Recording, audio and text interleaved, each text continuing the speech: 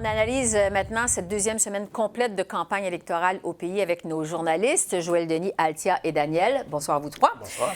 On va commencer par le sujet incontournable, la Grande Marche pour le climat à Montréal. On va parler d'abord des présents, M. Trudeau, Mme May, M. Blanchette. Est-ce que, Daniel, je vais commencer avec vous ce soir, c'est un pari risqué pour les chefs en campagne d'être à cette marche? Bien, je pense qu'ils n'ont pas le choix, et sauf qu'on va voir, est-ce que les absents ont toujours tort? Est-ce que M. Scheer va avoir tort? Est-ce que peut-être que M. Scheer, ça aurait pu être une erreur d'y aller? C'est sûr qu'il y avait un plus grand risque. Pour M. Trudeau, peut-être qu'il va se faire chahuter, peut-être qu'il y a des gens qui ne sont pas heureux avec certaines de ses décisions de son gouvernement, mais en même temps, c'est au cœur. Je pense qu'aujourd'hui, on peut dire que l'environnement est au cœur de la campagne électorale. Et là, on va voir si les Québécois sont vraiment aussi environnementalistes qu'on le dit et comment les Canadiens réagissent aussi à cet enjeu-là. Est-ce qu'ils veulent vraiment mettre le cœur de l'avenir de la planète au centre de leurs décisions, ou est-ce que c'est plutôt un moment passager et on va revenir à des enjeux économiques au courant des prochains jours? On va le voir au cours des prochains jours, effectivement. Ouais. Althia, est-ce que c'est un bon calcul politique? Bien, ça aurait pu être un risque pour Justin Trudeau. S'il se fait attaquer, si on lui crie après durant la marche. Mais la jeune Greta, elle a été assez encourageante envers le chef du Parti libéral, maintenant. Durant sa conférence de presse, elle aurait pu prendre le moment de l'attaquer. Elle avait déjà envoyé un tweet en disant, tu sais, comme une minute, tu dis qu'il y a une crise sur le climat, puis l'autre minute, tu approuves une pipeline. Elle n'a pas dit ça ce matin. Alors, je ne sais pas si eux, lui avaient demandé de ne pas être trop critique. J'ai été surprise que Jack Meeting n'a pas choisi d'aller à Montréal. Oui, il a participé à une marche du côté de Victoria. C'est ça. Mais je ne suis pas surprise que M. Scheer n'est pas allé à Montréal. Ça fait 2 fois maintenant qu'il y a des discours où est-ce qu'on lui crie après durant sa conférence de presse. Oui. Je pense que ça aurait pu être un beaucoup plus gros risque pour lui. Joël Denis, pensez-vous que M. Scheer aurait dû être à Montréal? Moi, je suis d'accord pour dire que les absents ont toujours tort, oui. Ultimement. Je pense que c'est un principe bien établi. Et par contre, je peux comprendre sa décision de ne pas y aller parce qu'il ne voulait pas prêter le flanc aux critiques. Son plan est jugé très sévèrement par plusieurs experts comme étant insuffisant. Et évidemment, M. Scheer veut soutenir l'industrie pétrolière et est favorable à la construction de nouveaux pipelines. Et ça, évidemment, c'est un discours qui ne cadre pas avec ce qui se passe aujourd'hui à Montréal et à Victoria et dans d'autres villes canadiennes. Donc, je pense que ça risque de lui coûter quand même quelques votes auprès des jeunes parce que je pense que la marche d'aujourd'hui s'adressait davantage aux jeunes et c'est pour cette raison que je pense que les chefs sont présents. Ceux qui sont présents, c'est parce qu'ils veulent courtiser ce vote qui est très important et qui pourrait être déterminant pour le résultat des élections fédérales. Ouais. Juste un mot pour dire que Maxime Bernier n'a pas participé à cette marche, fait campagne en Beauce, mais là, il n'y a pas une grande surprise du côté de l'absence de Maxime Bernier. Bon. L'affaire SNC-Lavalin, qui est revenue dans l'actualité cette semaine, en fait, les conservateurs qui ont annoncé aujourd'hui qu'un gouvernement conservateur lancerait une enquête judiciaire sur l'affaire SNC-Lavalin. M. Scheer a choisi la circonscription de Justin Trudeau-Papineau pour faire cette annonce. Daniel, est-ce que c'est une bonne idée, les conservateurs? Bien, je pense que ça se défend très bien. Je pense qu'il y a des gens qui disent « Ah, quelle erreur stratégique que d'annoncer ça au Québec. » Je ne suis pas sûr que c'est mieux d'annoncer ça ailleurs. Je pense que c'était l'endroit où le faire. Je pense qu'il y a peut-être encore des questions auxquelles on veut des réponses. Ça a l'air un petit peu d'une vendetta si les conservateurs gagnent, qu'ils lanceraient une enquête contre le gouvernement précédent. Sauf qu'en même temps, je pense que SNC reste un enjeu. Il n'y a pas juste Montréal, il n'y a pas juste des gens au Québec qui pensent que tout ça était une bonne idée, que défendre les emplois de SNC, c'était la chose à faire. Il y a des gens qui pensent que M. Trudeau a mal agi. Donc, je pense que ça se défend. Oui. Althia, parce que justement, au Québec, les libéraux ont toujours dit qu'ils voulaient sauver les emplois. Alors, qu'est-ce que vous pensez de cette idée de M. Scheer d'annoncer ça? Mais je suis d'accord avec Daniel. Je pense que c'est pas la catastrophe qui des gens disent que ça l'était parce que, évidemment, SNC s'est venu d'une différente manière au Québec. Je pense qu'il y a plusieurs raisons pour qu'Andrew Scheer fasse cette annonce-là. Je pense qu'il veut rappeler aux gens que Justin Trudeau a menti, parce que là, on est rendu dans une bataille de promesses. T'sais, les conservateurs annoncent des baisses d'impôts sur les congés maternité. Les libéraux annoncent des bénéfices encore plus généreux pour les congés parentaux. On a des baisses d'impôts du Parti conservateur. Les libéraux, ils disent que nos baisses d'impôts vont être encore plus grandes. Alors, M. Scheer veut dire, bien, croyez pas Justin Trudeau, il ment. Il a menti en SNC-Lavalin, il ment maintenant. Je pense qu'une autre chose, c'est que M. Trudeau a une avance très forte chez les femmes. Mais les femmes aussi, surtout les femmes qui sont plus jeunes, on dirait qu'ils sont vraiment dans le camp de Jody Wilson-Raybould puis Jane Philpott. Puis je pense que ça, c'est juste une manière de rappeler aux électorats, comme partout à travers le pays, qu'il y a eu cette crise-là parce qu'on n'en parlait pas de SNC-Lavalin. On parlait de blackface, on parlait de d'autres choses, on parlait de l'environnement. Là, je pense qu'on rappelle aux gens qu'il y a eu quand même... il y a ce gros nuage noir autour de Justin Trudeau. Joël Denis, Yves-François Blanchet a sauté sur cette occasion-là pour dire que c'était du Québec bashing. Une bonne réaction de M. Blanchet? Je ne crois pas que c'est du Québec bashing. Ceux qui font ça, je pense, sont de mauvaise foi. Je pense qu'il reste des questions sans réponse dans l'affaire de la SNC-Lavalin.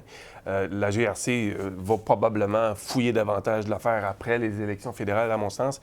Et il y a eu quand même un rapport sérieux qui a été produit par le commissaire à l'éthique qui a jugé que Justin Trudeau avait dépassé les bornes, était allé trop loin en exerçant des pressions indues sur l'ancienne ministre de la Justice. Donc, il y a eu faute commise, il y a eu une enquête, sauf qu'il y a plusieurs témoins qui n'ont pas pu être interrogés parce qu'on n'a pas voulu lever la confidentialité qui existait et qui s'appliquait à eux dans ce dossier. Je pense qu'il y a d'autres gens qui voudraient parler et moi, je crois qu'une enquête publique dans cette affaire pourrait être utile.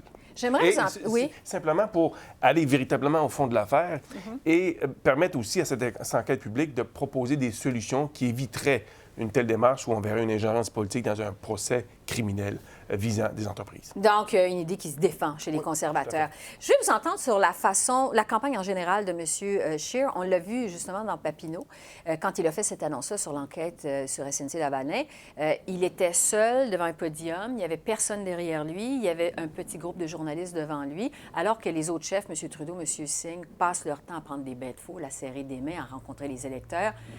Qu'est-ce que vous pensez de la campagne de M. Scheer? Je pense qu'il y a différents niveaux. Il y a différentes étapes dans une campagne. Là, on est dans les propositions. C'est sûr que les libéraux, M. Trudeau, continuent à serrer des mains, à faire des selfies, à faire des rencontres. Je pense que on arrive à la fin du premier cycle de la campagne. On arrive dans la deuxième partie, les débats. En attendant les débats, oui. Les débats la semaine prochaine, face à face TVA, ensuite les débats de la semaine suivante. C'est sûr que la campagne conservatrice n'a pas encore dégagé beaucoup d'énergie, mais est-ce qu'il va vraiment y avoir une Scheer mania à travers le Canada? Je pense pas. Je pense que les gens, c'est un choix plus rationnel de voter pour Andrew Scheer et c'est ce que les conservateurs visent. Mais donc, pour l'instant, c'est de voir si est-ce qu'ils vont réussir à créer une impression de momentum. Ça fait toujours du bien en politique et c'est dur à aller chercher. Et c'est peut-être ça qu'ils devront peut-être tenter de faire pour la deuxième partie là, du 1er octobre jusqu'au 21 octobre. Altia, sur la campagne de M. Scheer jusqu'à maintenant? Oui, c'est pas juste les annonces où M. Scheer est tout seul. Il n'y a pas de rallye, il n'y a pas de town hall en soirée. Il y a des petites soirées avec des conservateurs comme dans un pub, disons. Mais il n'y a pas les grosses foules qu'on voit avec Justin Trudeau qui fait des gros rallyes, M. Singh qui fait un town hall. Je pense qu'un town hall, c'est peut-être un petit peu risqué pour M. Scheer. Des fois, on ne peut pas contrôler qui va poser les questions. Mais le fait qu'il ne dépense pas d'argent et d'efforts à remplir des salles pour démontrer qu'il y a un momentum, c'est intéressant. Les conservateurs vont dire qu'ils ne veulent pas dépenser des ressources de cette manière-là. Ils ne veulent pas enlever leurs bénévoles des portes, de faire du porte-à-porte en soirée, que ça ne vaut pas la peine pour eux. Ils ont besoin de sortir leur monde. Mais aussi, je pense que cette campagne, la campagne des chefs ne reflète pas nécessairement qu'est-ce qui se passe. T'sais, sur les médias sociaux, il y a beaucoup de publicité en ondes, dans les radios, des gens qui écoutent ça dans leurs autos. On manque une grosse partie de qu'est-ce qui se passe. Puis, il y a 28 millions à dépenser. Clairement, ils ne sont pas en train de la dépenser sur la campagne du chef, alors qu'ils sont en train de la dépenser quelque part d'autre ou je ne sais pas trop. Peut-être attendez de mettre le paquet sur les dernières semaines ou Joël Denis? Les campagnes ont évolué depuis les 20 dernières années et les bains de foule, les grands rassemblements, ce n'est plus ce qui, je pense, fait gagner une campagne. La stratégie des conservateurs semble, comme Altia le disait si bien, axée sur le travail de terrain. Et je pense qu'il y a peut-être deux campagnes qui se déroulent simultanément, celle des chefs qui donnent un peu d'image à la télévision, mais la vraie guerre, c'est sur le terrain que ça se gagne. Donc, et je pense qu'on va peut-être découvrir une nouvelle astuce des conservateurs. On en a pris dans le passé concernant les astuces de financement, de cueillette de fonds. Cette fois-ci, est-ce qu'ils préfèrent mettre davantage des bénévoles au service des candidats qui sont sur le terrain, frapper à la porte des gens pour obtenir leur appui? Je pense que c'est ça l'astuce. Donc, on pourrait peut-être avoir une petite surprise. Je ne jugerai pas l'évolution de la campagne du chef en fonction du résultat. De ce qu'on voit dans ces annonces-là. Vous dites que les campagnes se font différemment. Un qui a fait campagne de façon différente cette semaine, c'est Yves-François Blanchet, qui est venu pour la première fois à Castleman, donc dans l'Est ontarien. De mémoire de plusieurs, c'est la première fois qu'un chef du Bloc vient en Ontario pour faire campagne, pendant la campagne électorale. Qu'est-ce que vous en pensez, Daniel? Est-ce que c'est une bonne idée? Je pense que ça démontre un peu Yves-François Blanchet sur sa propre patinoire. Et puis, donc, il y a le terrain libre, il n'y a pas à voyager d'un bout à l'autre, il n'y a pas d'avion, il n'y a pas de... Et Et, bon, il a permis une incursion en Ontario parce que Andrew Scheer l'attaque. Justin Trudeau ne parle jamais du Bloc québécois. Je ne pense pas que le Jagmeet Singh parle du Bloc québécois. C'est pas vraiment un enjeu, donc ça lui donne beaucoup, beaucoup de place sur le terrain. Et encore là, je pense que c'est à partir du débat qu'on va voir si la percée du Bloc au Québec, le retour du Phénix qui était mort de ses cendres, est-ce que c'est vraiment réaliste? Est-ce que ça va arriver? Ou est-ce que c'est un phénomène qui est dû au fait qu'on parle très peu du Bloc pour l'instant au niveau des chefs et donc que le Bloc est très peu attaqué? Sur la campagne du NPD, Altia, le chef a annoncé une plateforme spécifique pour le Québec. Bon, hier ou avant-hier, c'était spécifique pour la Colombie-Britannique. Qu'est-ce qu'on doit comprendre de la stratégie, M. Singh, d'annoncer des plateformes spécifiques pour le Québec, pour d'autres provinces? Bien, pour les provinces où il pense, où en fait, il veut sauvegarder les sièges qu'il a. Alors, c'est pas une mauvaise chose. Ça fait depuis 2004-2005 que le NPD se axe sur le Québec pour faire une offre aux Québécois qui est différente un petit peu de l'offre dont ils parlent dans le reste du pays. C'est pas surprenant. Les libéraux aussi, en fait, sont en train de faire des annonces, des publicités axées dans différents coins du pays. Il y a des différentes annonces au Québec, il y a des différentes annonces en Colombie-Britannique. Je pense qu'on est rendu vraiment un pays un petit peu balkanisé. Tu sais, les enjeux ne sont pas vraiment les mêmes choses dans les mêmes endroits. Puis ça, c'est juste une démonstration de ceci. Oui, on avait le sentiment que peut-être M. Singh tentait de recréer la vague orange au Québec. Un mot là-dessus? Je pense que ça illustre une chose, c'est qu'effectivement, les partis doivent adapter certaines de leurs plateformes ou certains de leurs programmes aux besoins spécifiques de certaines provinces. Parce qu'on ne peut pas appliquer des solutions uniformes pour les enjeux qui sont véritablement régionaux. Et je pense que ça, c'en est l'illustration. D'ailleurs, quand j'étais en Colombie-Britannique durant ma tournée cet été, ma foi, j'ai découvert une province qui portait peu attention à la scène fédérale. On est vraiment dans un autre monde et c'est peut-être aussi cette façon de pouvoir répondre à cette autre dynamique politique en Colombie-Britannique. Un mot rapide, puisqu'on parle du NPD, parce qu'avant de vous laisser aller, je vais vous revenir sur la décision de la Cour suprême aujourd'hui concernant les sources journalistiques, mais je vais vous parler de la bataille dans Laurier-Sainte-Marie, parce qu'un sondage Main Street, publié dans Le Soleil d'aujourd'hui, nous apprend que Stephen Guilbeault mène dans le comté. C'est un comté qui appartient actuellement au NPD. Est-ce que ça veut dire que le vote du NPD s'en va actuellement chez les libéraux? Qui veut répondre? Bien, ça va être intéressant parce que M. Guilbeault est mis de l'avant. Les libéraux le voient dans une des publicités, comme Altia disait, une publicité québécoise. M. Guilbeault est la personne qui a le plus de temps d'antenne sur l'environnement. C'est une vedette. Je pense que c'est quelqu'un qui peut répondre aux attaques qui sont formulées contre le gouvernement Trudeau sur leur gestion du dossier de l'environnement. Est-ce que le vote du NPD s'effondre au Québec? Ça reste à voir.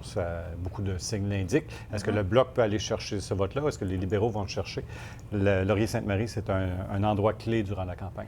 Il nous reste à peu près une minute. Joël Denis, je sens que vous vouliez ajouter un mot là-dessus. Voulez-vous dire quelque chose sur Laurier-Sainte-Marie très rapidement? Comme Daniel le dit, je pense que c'est une circonscription que l'on devra surveiller C'est parce sûr. que ça peut être un jugement sur le bilan environnemental de Justin Trudeau si jamais Stephen Guilbeault ne remporte pas la victoire dans cette Ça pourra en dire beaucoup. Ouais. Bon, il nous reste 2 minutes. Je vais vous entendre sur cette décision qui est tombée ce matin de la Cour suprême du Canada. Dans l'affaire Marie-Maude Denis, la journaliste de Radio-Canada, finalement, les journalistes n'auront pas l'obligation de révéler leurs sources anonymes. Daniel, s'il y en a un qui est concerné par cette décision, là, c'est vous. Qu'est-ce que vous en pensez? J'ai entendu grand jour pour la liberté de presse, victoire pour les journalistes. Ouais. Dans leur jugement, la Cour suprême répète l'appui, l'importance des sources, l'importance du journalisme d'enquête et des sources pour en arriver à des résultats probants dans les enquêtes journalistiques, l'importance de la confidentialité, parce que sinon, si les sources se tarissent, il n'y aura pas de journalisme d'enquête.